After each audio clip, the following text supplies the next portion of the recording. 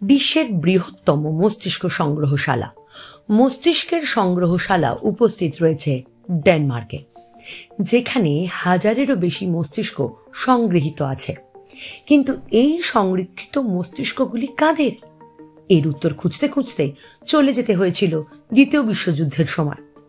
1945 সালে দ্বিতীয় বিশ্বযুদ্ধ শেষ হওয়ার পরে ইউরোপে মহামারীর মতো দেখা গিয়েছিল ট্রমা, অ্যালজাইমার্স, স্কিজোফ্রেনিয়ার মতো অসুখ।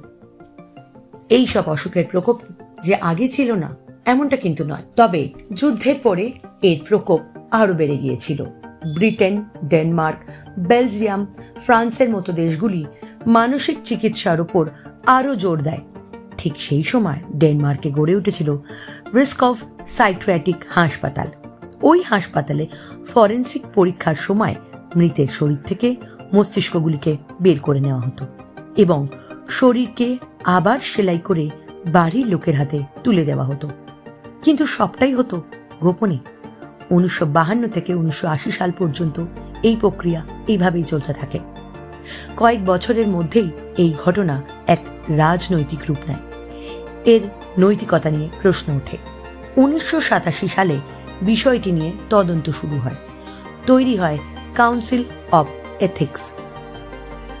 ঠিক সেই সময় প্রকাশ্যে আসে বিশ্বের বৃহত্তম মস্তিষ্ক সংগ্রহশালার অস্তিত্ব। 80 দশকের শেষ থেকেই সেই নিয়ে টানাপোড়েন চলছে আজও।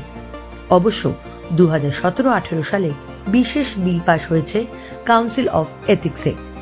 অযত্নে পড়ে থাকা মস্তিষ্কগুলিকে নিয়ে যাওয়া হয় একটি অন্য জায়গায়। সেগুলিকে সরিয়ে নিয়ে যাওয়া হয় ইনস্টিটিউট অফ ব্রেন প্যাথোলজিতে।